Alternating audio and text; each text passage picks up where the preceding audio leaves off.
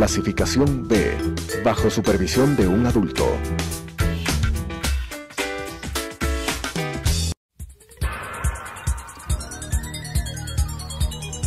Las opiniones vertidas en este espacio por la producción y dirección del programa son de exclusiva responsabilidad de sus autores y de quienes intervienen en ellos.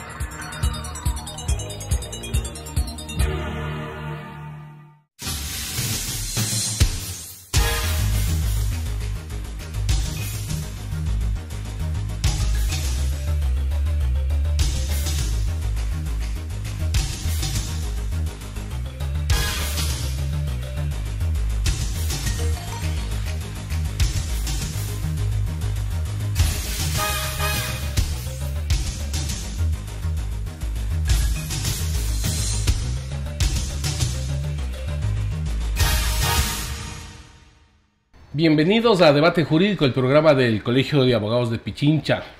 En esta semana vamos a abordar un tema de mucha importancia, no solamente para los profesionales del derecho, sino para la ciudadanía en general.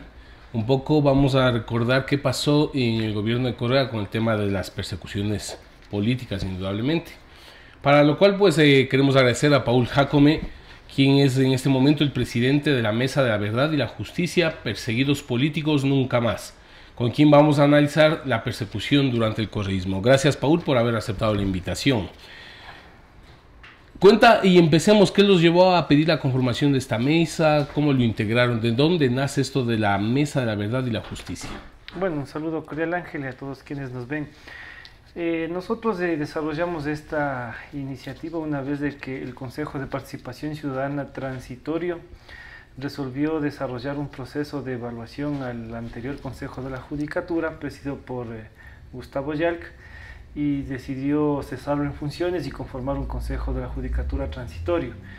En ese contexto, las víctimas de la persecución política vimos como una luz el que podamos nosotros contar con un espacio para exponer nuestros casos. Más o menos esas fueron las inquietudes que nos permitieron ir juntando algunos casos emblemáticos que se dieron en el país y hacer una visita a algunos vocales del Consejo de la Judicatura, entre ellos Juan Pablo Albán, en ese entonces Angélica Porras, quienes acogieron la iniciativa, se las desarrolló ante ellos la exposición de los motivos y supieron establecer un proyecto que fue aprobado posteriormente en el Pleno del Consejo de la Judicatura.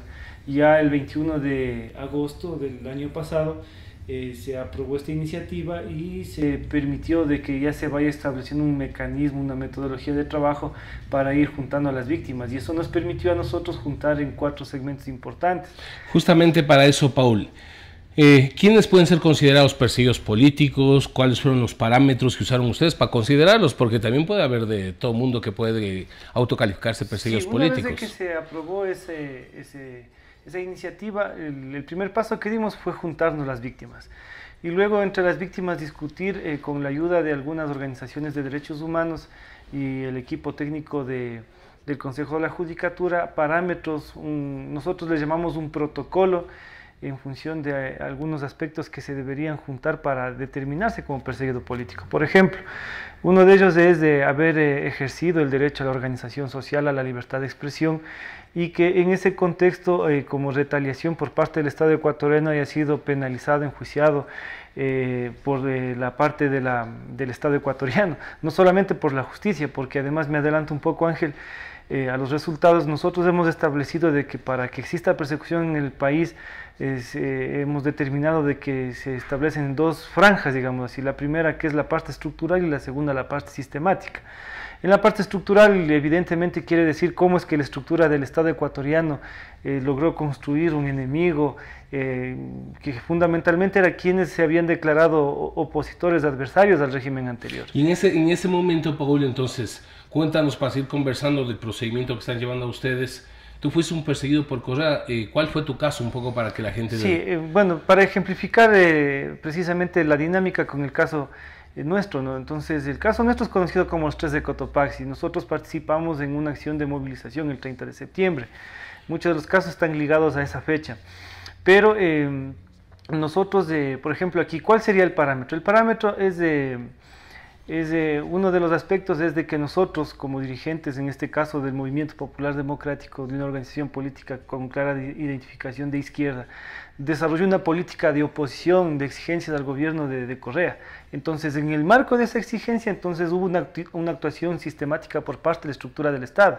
¿Esto qué quiere decir? De que calificar a la militancia del MPD como, por ejemplo, como gente atrasada, sin propuestas, quemallantas, tirapiedras, y hacernos ver de lo peor ante la sociedad ecuatoriana. Una vez conseguido ese propósito, evidentemente es más fácil legitimar las víctimas ante el escarnio público. Es decir, tenemos aquí a una persona indeseable, entonces bien hecho que esté en la cárcel. Un poco ese era ganar la mentalidad de la gente. Entonces, en el caso nuestro, en el 30 de septiembre, nosotros, y yo era asambleísta alterno en esa época, frente a la crisis política que se estaba desarrollando en ese momento, hicimos un planteamiento de que la Asamblea Nacional Legislativa se reúna para rever el veto presidencial que ocasionó la crisis. Dimos una rueda de prensa en la gobernación de la provincia de Cotopaxi e inmediatamente fuimos enjuiciados por sabotaje y terrorismo. Y entonces, sí, claro, ya el estado de propaganda actuó y evidentemente nos presentaron como terroristas y delincuentes ante toda la sociedad ecuatoriana. Es decir, en esta mesa tuya, entonces, un poco para recordar, los ecuatorianos durante el correísmo conocemos los casos más emblemáticos, los 10 de Luluncoto, los estudiantes de Central Técnico, los implicados directamente en el 30S, periodistas, políticos, trabajadores. ¿Todos ellos están en esta lista de perseguidos que ustedes trabajaron? Bueno, nosotros una vez de que abrimos el proceso en el Consejo de la Judicatura se estructuró una ficha metodológica, es decir, que era muy rigurosa, en la cual se exigía que la víctima que se reivindica como perseguido político sustente y respalde la denuncia, porque para no entrar en un proceso de aventurerismo y decir, bueno, todo el mundo es perseguido, claro. Es una parte de las rigurosidades del protocolo que te hablaba hace pocos segundos. Entonces, eso permitió que se registren alrededor de 1.400 casos en el sistema. Esto ingresaba a la plataforma del Consejo de la Judicatura. Entonces, una vez registrada esa información, la gente de la escuela judicial, ¿ya?, del Consejo de la Judicatura, iba verificando de acuerdo a los parámetros cada uno de los casos. ¿Ya? Entonces, ahí, digamos, pasaron el filtro alrededor de 300 y pico de casos.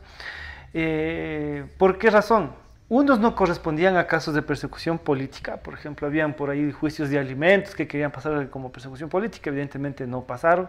Otros sí son casos de persecución política, pero no lograron complementar toda la información por la red. ¿Cuántos terminaron estableciéndole o aceptándole ustedes? Más de 300. Y los 300 de estos que estamos hablando son los que se juntaron todos los parámetros. Entonces, producto de juntar todos esos parámetros, nosotros llegamos a determinar que alrededor de 495 jueces, fiscales y conjueces posiblemente actuaron en estos hechos de persecución política. Ya, pero en estos que ustedes ya calificaron o entraron en este filtro, llamémoslo así, ¿cuáles son los más relevantes que podríamos colocar? Bueno, es que hay relevancia en tanto y en cuanto al impacto mediático, ¿no? Entonces hay muchos casos mediáticos, como por ejemplo Mary Zamora, 10 de Luluncoto, están los casos del 30 de septiembre, el caso de la Asamblea, Radio Patrulla, Francotirador, o sea, hay una infinidad de casos. Pero también hay casos relevantes que lamentablemente por el temor a enfrentar al proceso judicial y a enfrentar al Estado ecuatoriano, a Rafael Correa, esos casos quedaron silenciados, pero que definitivamente tienen un impacto social enormemente grande. Que no se conocieron ustedes, estando ya ahí en la denuncia. Exactamente, conocimos. Entonces, por ejemplo, el caso de Hernán Echeverría, de alguien que se encontró que era correísta acérrimo, que creía en la honestidad de Rafael Correa y que se atrevió a denunciar un posible atraco o un perjuicio al Estado de 30 millones de dólares que sería perpetrado por el entonces ministro de Sectores Energéticos, Jorge Glass. Entonces, en esa admiración se encuentra con Rafael Correa en el Parque Metropolitano, le hace la denuncia pública y al día siguiente es despedido, la mujer, la familia es despedida, la hija que tenía un tratamiento con atención del Estado en Estados Unidos deja de recibir esa asistencia. Pasó a ser perseguido, víctima de toda. Se murió la hija, entonces él, por ejemplo, no se perdona, él dice, yo tuve la culpa por denunciar los hechos de corrupción y mi hija murió por eso. Entonces, hay casos de esa naturaleza y casos muy, muy impactantes vacantes como los de San Pedro del Cañar, que son del sector indígena, en donde se pedían coimas de entre 60 a 70 mil dólares para sacar del proceso judicial, un caso parecido al que nosotros hemos descubierto, que este sí es público por pedido de las víctimas, en el caso 30S, el caso Rebelión que se llama, en donde se dan nombres y apellidos de jueces, de fiscales y montos y quienes cobraban y todo eso. Entonces eso va a ser publicado en el informe. Vamos a ver eso un poco más adelante. ¿Quiénes son los responsables de esta persecución para que la población tenga claro? Eso decíamos nosotros, la persecución es estructural y sistemática. La persecución estructural tiene que ver con la construcción de un Estado autoritario. El Estado autoritario tiene como fundamental dos pilares fundamentales, diríamos nosotros. El uno, el estado de propaganda, y el otro, el tema de la Secretaría Nacional de Inteligencia, porque son dos instituciones que actuaron conjuntamente de la mano con la justicia ecuatoriana.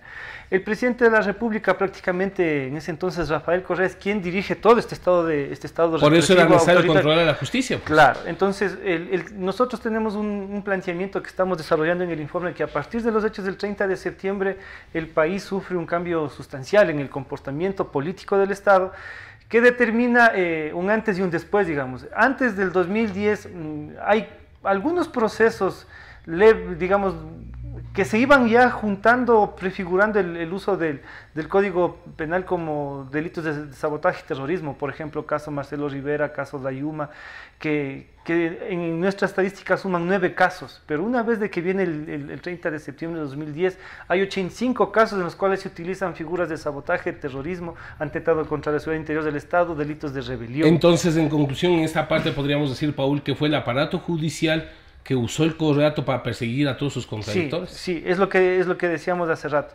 Se disparan estos casos, pero primero se identifica al enemigo, el presidente de la República da la orden en los enlaces sabatinos, luego del 2010 se generan las condiciones para la consulta popular del 2011 y ahí se mete la mano a la justicia, se reestructura el Consejo de la Judicatura, por lo tanto se toman los jueces fiscales y entonces evidentemente ahí es el germen en donde nosotros decimos se prostituyó la justicia ecuatoriana y empezó a perseguirse, porque los jueces tenían que hacer méritos con el poder político para poder escalafonar. Entonces, con usted es el planteamiento de intereses del Colegio de Abogados de la necesidad de entrar a un proceso de evaluación de la justicia para ver qué pasó ahí. Nosotros somos partidarios no solo del proceso de evaluación, sino de investigación de los operadores de justicia. Como te decía Ángel, nosotros determinamos que alrededor de 495 jueces, fiscales y conjueces estarían involucrados y eso necesita una investigación adecuada, severa y sesuda en torno a ir determinando responsabilidades de los operadores de justicia. Se habla de que el caso 30S fue declarado prescrito en el supuesto delito de plagio. ¿Esto fue orquestado para perseguir? Sí, o sea, en el tema del 30 de septiembre nos hemos encontrado con muchas sorpresas. Por ejemplo, el caso Franco Tirador.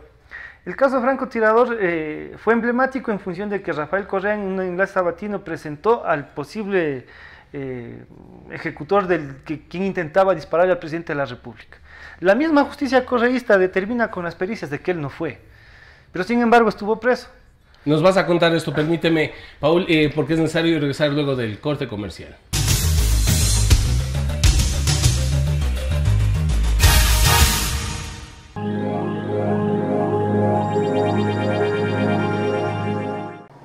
Adriana, cancélame todas las reuniones. No voy a ir a la oficina.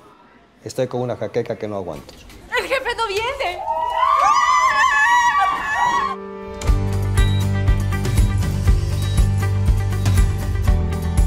¿Estás seguro? Salió bien. Muy bien. Bueno. Cuanto antes vayas a Ecuasanitas, más rápido te curas. La empresa de medicina prepagada que cuida de ti. Ecuasanitas. Es bueno estar sano.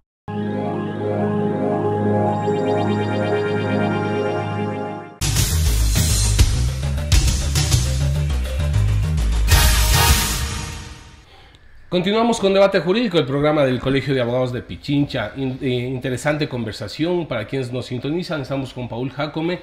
En estos momentos él es presidente de la Mesa de la Verdad y la Justicia. Estamos hablando de los temas de persecución durante el correísmo. Hoy que indudablemente hay otros visos o intenciones en el Estado de ir aclarando estos elementos. Entonces él ya nos ha explicado algunas cosas. Y nos estabas explicando esto interesante del 30S, ¿cómo es que fue? O sea, eso explicaba de que en efecto se decía, o sea, el 30 de septiembre aparentemente fue un golpe de Estado, ¿no? Pero nunca se encontró el líder de ese golpe de Estado.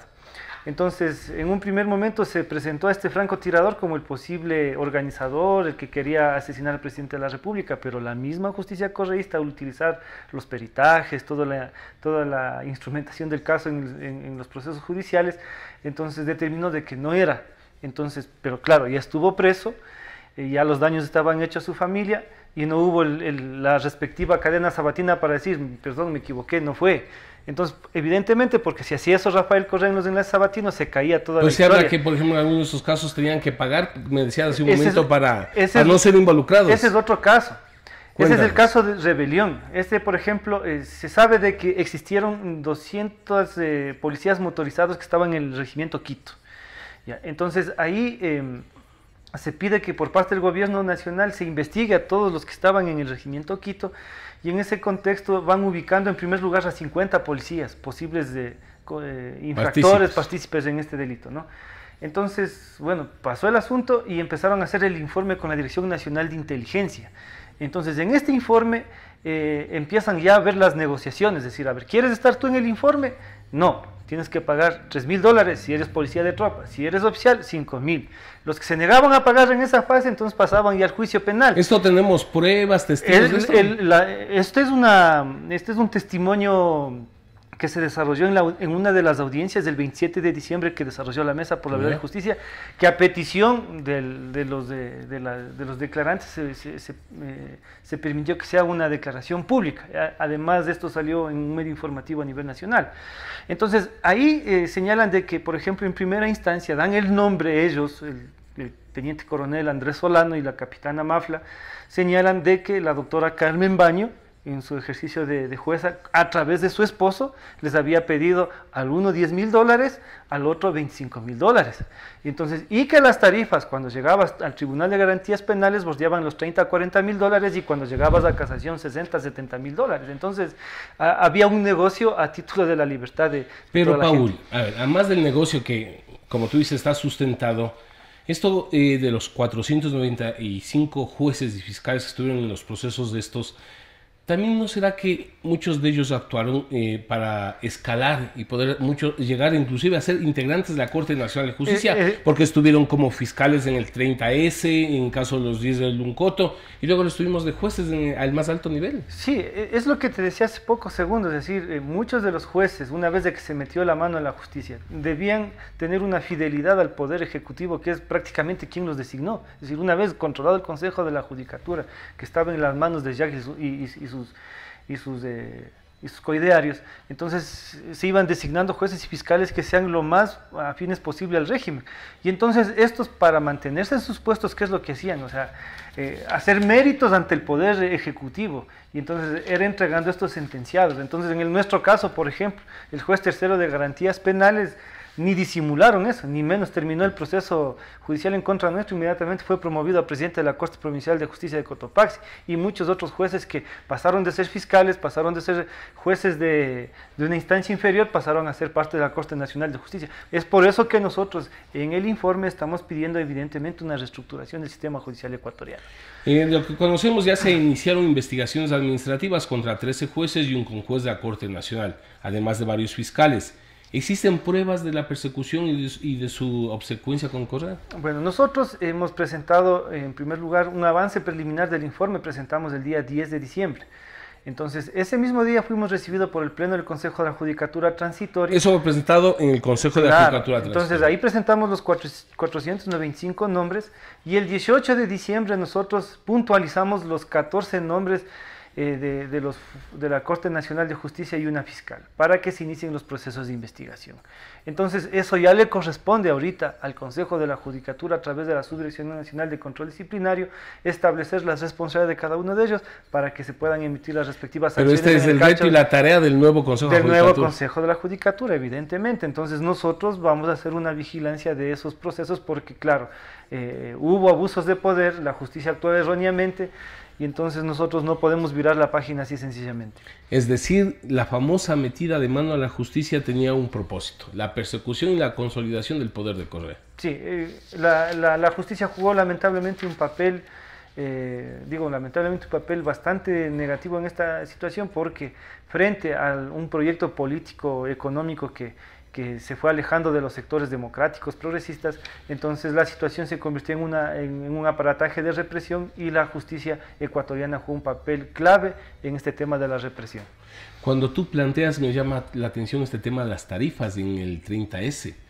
¿Esto se puede demostrar ahí los testigos? Porque sí, son acusaciones muy serias respecto a esto de las tarifas. Te comento la anécdota, Ángel. Cuéntanos. En el momento, en el 27 de diciembre, cuando nosotros recibimos esta denuncia, estaba también ahí un periodista de otro medio de comunicación y señalaba, acabábamos de recibir las denuncias, les decía, señores, lo que ustedes acaban de denunciar es bastante grave.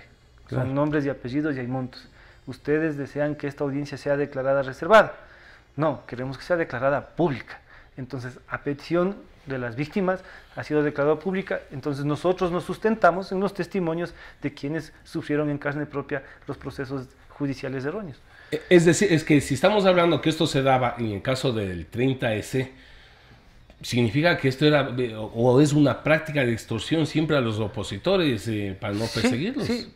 Tenemos el caso de San Pedro de Cañar, que es muy parecido al del 30S. ¿Qué pasó en ese caso? Ahí hay el ejercicio de justicia indígena. En el ejercicio de justicia indígena, las personas que fueron sentenciadas por la justicia indígena, como ustedes conocen, purificadas con la ortiga, el agua, etcétera, ponen una denuncia en contra de los dirigentes de la comunidad por esa práctica. Entonces actúa la justicia ordinaria, enjuician a los dirigentes, y los dirigentes van pidiendo que la comunidad sean testigos a favor de ellos. ¿Qué hace la fiscalía? Los va involucrando a todos los que declaran a favor de los dirigentes indígenas. Y entonces, en ese sentido, mandan los intermediarios y dicen, bueno, ¿quieren salir del caso? Tanto les cuesta. Entonces, es muy parecido el comportamiento. Entonces, tenemos estos dos casos que son como emblemáticos dentro del trabajo de la mesa, porque demuestra lo que los ecuatorianos sabemos, que lamentablemente carecemos de una justicia honesta.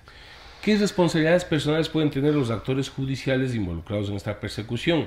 ¿Se inició ya algún tipo de investigación sobre los jueces de la Corte Nacional? Sí, o sea, conocemos que está iniciado el proceso, y ahí corresponde evidentemente a la Subdirección Nacional de Control Disciplinario ya establecer los procedimientos y el mecanismo para dar continuidad. Ya, pero ese es un nivel. La inquietud salta, bueno, el Consejo de Judicatura, las investigaciones recaerá sobre los actores judiciales que estaban involucrados, pero ustedes como víctimas precisamente de todo este proceso de persecución van a pedir una reparación, sí, van a demandar al Estado. Cuéntanos cuáles son los planes. Sí, nosotros una vez de que presentemos el informe, les doy la primicia aquí, el informe va a ser presentado el día lunes 25 de febrero, vamos a definir el local.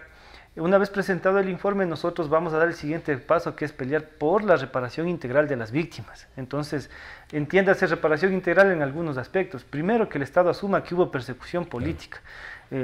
Unas disculpas públicas no caerían mal. Es obligación, me parece, por parte del Estado eso. Y más adelante buscaremos el derecho a la no repetición, buscaremos reformas al Código Integral Penal para que los delitos de opinión, de organización social no sean castigados como delitos de sabotaje o terrorismo.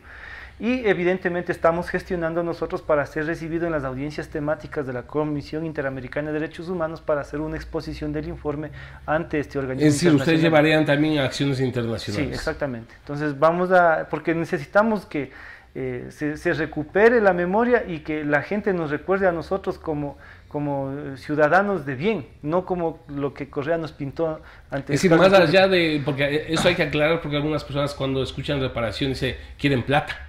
Sí, se puede un poco tratar de deslegitimar nuestra lucha por ese lado, pero detrás o al lado de nosotros, frente a todos los procesos de persecución política, hay daños que realmente son irreparables, daños colaterales a la familia, hay enfermedades crónicas que asumieron nuestros familiares, muertes por el tema de la pena, de la tristeza. Entonces eso ya no se logra reparar, pero por lo menos el buen nombre, el derecho a la reputación, es lo que buscamos nosotros. Pero eso puede también reflejar una tranquilidad, no solo para ustedes, sino para la población ecuatoriana. O sea, y lo más importante en el tema de la reparación es de que la justicia nunca más vuelva a actuar de la manera como actuó en el correísmo. O sea, eso es lo que buscamos nosotros. Entonces, que tengamos los ecuatorianos la posibilidad de decir, fuera un gobierno, no estoy de acuerdo con este gobierno, y que no seamos nosotros estigmatizados o perseguidos judicialmente. Derecho constitucional a la libertad de expresión y de organización. Exactamente, entonces ya no queremos que se repita eso. Entonces, porque claro, tú te das cuenta que cuando asumes la condición de que eres un juez, tienes un poder, o sea, tienes el poder de condenar a un ser inocente a años de cárcel y destruir su vida, y destruir todo su proyecto de vida. O sea, porque aquí hay gente que ha vendido sus casas, han quedado endeudados, y definitivamente están prácticamente mendigando. Perdieron sus trabajos en caso de los policías, fueron dados de baja. Y no solo los policías, sino que la gente que era identificada, que estaba enjuiciada por los problemas del 30 de septiembre o eran vinculados de enemigos del gobierno, tenían como una especie de listado. Paul Jacome enjuiciado, imposible que trabaje en una institución pública, o sea, quedaste manchado de por vida. Los jóvenes 10 del Uluncoto. Los jóvenes 10 del Uluncoto es una cosa muy compleja. Hace pocos días, en el mes de noviembre, a pesar de que ellos ya cumplieron la sentencia y etcétera, y se supone que ya quedó el proceso judicial ahí, el Banco del Pichincha hace pocos días, en el mes de noviembre, a Abigail Eras, Víctor Hugo Vinuesa, Cristina Campaña me parece también, les incauta los dineros de las cuentas, porque según ellos tienen la información de que son sentenciados por sabotaje y terrorismo, y que los delitos de terrorismo son financiados con dineros ilegales, cuando ahí reciben... Y que no serán cuentas mayores que de... Claro, pues, y que no es difícil darse cuenta que esos recursos provienen de sus trabajos, porque son funcionarios públicos en muchos casos. Es decir, no para, es decir, queda estigmatizado. Queda estigmatizado. Entonces, eso es también lo que busca la reparación. Pero sobre todo, ¿ustedes qué esperan del nuevo Consejo de la Judicatura? Lo que esperamos del nuevo Consejo de la Judicatura es consecuencia con esta investigación. Que le dé seguimiento. Que nos dé seguimiento y que ojalá podamos nosotros inaugurar la segunda fase para los casos que se quedaron rezagados, porque ahí vamos a tener también mayores sorpresas. A eso iba, un poco esta mesa, como era un consejo de la Judicatura transitorio, era muy a la ligera.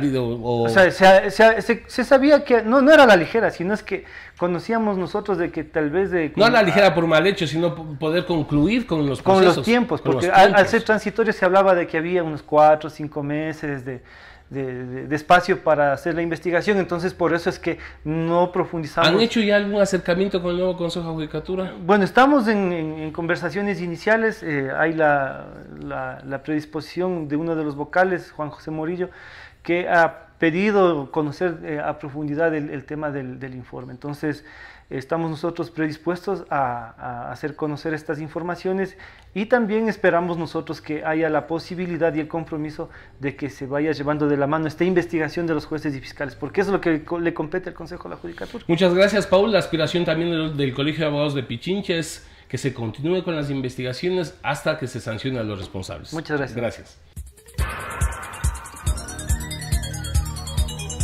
Las opiniones vertidas en este espacio por la producción y dirección del programa son de exclusiva responsabilidad de sus autores y de quienes intervienen en ellos.